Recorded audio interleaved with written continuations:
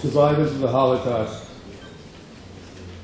Prime Minister Samaras, who I must say I had the opportunity over 25 years ago to meet him in my office at the Pentagon. And at that time, we also discussed, in addition to NATO, we discussed extremism. And he was one of the first people I've ever met from Greece who had such a strong stand against extremism. And I'm glad now that he is Prime Minister and what he stands for. Ministers, Mayor Boutaros, ministers of the Greek Parliament, distinguished ambassadors, my friend Nathan Sharansky, President of the Thessaloniki Jewish community, David Stastel, rabbis, ladies and gentlemen, dear friends. Today, we're here because of the terrible events that took place 70 years ago. The 50,000 men, women, and children who were sent to concentration camps and extermination, of which only 2,000 returned. Until these terrible events, Thessaloniki was known by many in the Jewish world as the Jerusalem of the Balkans. Some even called it the mother of Israel. Together with cities like Vilnius, Odessa, and Warsaw, this city was one of the main centers of Jewish life worldwide. The Jewish presence here, as you heard, goes back over 2,000 years. A famous rabbi, Moses ben Joseph di Zani, also known as the Mabit, was born here. In the Middle Ages, Thessaloniki became the largest Jewish city in the world. It remained as such for more than 200 years, and of the 130,000 inhabitants at the beginning of the 20th century, half were Jewish. Until the Shoah, the port here would be closed on the Sabbath, and no ship could enter it or clear its load on Jewish holidays. The Nazis and the helpers were affected, and very, very few Jews survived. Only 1 in 20. And I'd like to say to those survivors among us today, how happy we are that you're here and what you stand for.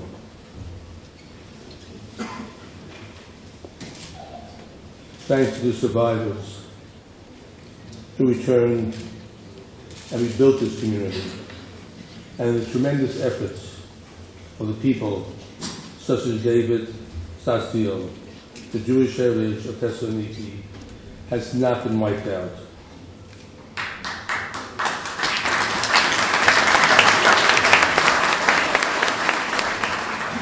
The restoration of this synagogue bears witness to the strength in the face of adversity that the Jewish community of Thessaloniki has shown.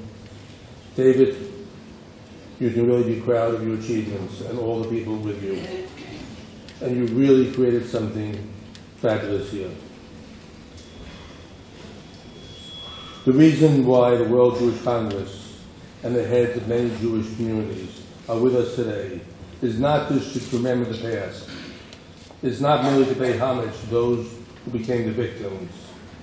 It is to show, it's also to show that world Jewry is solidarity to the Jews of Greece, to the Jews of Thessaloniki, those who live here today under often sometimes difficult situations. I must say, I came here when I was ambassador to Austria. Came here for 2 reasons. First, the president of Austria, Kurt Waldheim, claimed that he was a law student in Vienna during the Holocaust, when in fact he was here in Thessaloniki watching the Jews being deported. I wanted to bear witness and see that, and I understood it. And secondly, I came to see this community for what it stood for. I remember also going into a fabulous bookshop. It was run by the Molko family. I saw Yofi Molko, and he showed me pictures of the community and how it looked before the Holocaust, and what a fabulous community it looked like, and the people there. It's something I'll never forget. Also, many years later, when my daughter was about to go on her first trip to Europe, she asked me where she should go. I said, there's one place she should go, and that's Thessaloniki. And she worked at the American Farm School. The last time I think my daughter saw anything about a farm, but frankly, I wanted her to see Thessaloniki too, to understand how special this community is. But today, although we live in peace, it's not all peaceful. Jews have something to worry about. They have to worry not about discrimination, but they have to worry about extremists who have a fantastic, fanatic ideology that brought the same ideology that brought devastation 70 years ago. I'm talking about an organization called Golden Dawn. You've heard mention of extremists. Extremists have no place in Greece or any place else, but they do exist. Their leaders raise their hands for the Hitler salute. They use their swastika at their party meetings. They talk of blood and honor. They glory the leaders of Nazi Germany. They openly question the Holocaust and deny the existence of gas chambers. They read anti-Semitic texts, particularly the Elders of Zion. These people have no place in Greece. They have no place in any place in the world. What we have to say to them, we say through the Greek Parliament, that they should do everything they can to outlaw this group. This group is only about hate. They assault people in the streets because of the color of their skin is different. They threaten journalists. They speak like Nazis. They act like Nazis. They are Nazis. There are many extremist parties throughout Europe and throughout the world, like Golden Dawn. But it's something that we have to be vigilant of. The Nazi Party started as a small splinter party. We have to be very, very careful in the future. The future is too precious to all of us, to our children, to our community. The World Jewish Congress, along with the European Jewish Congress, is working to get rid of racism and anti-Semitism, xenophobia, and intolerance for minorities. We're working very hard on it. Greece is a place, because of your democracy, your years and years of democracy and what Greece stands for. Greece can set an example of this and outlaw something like Golden Dawn.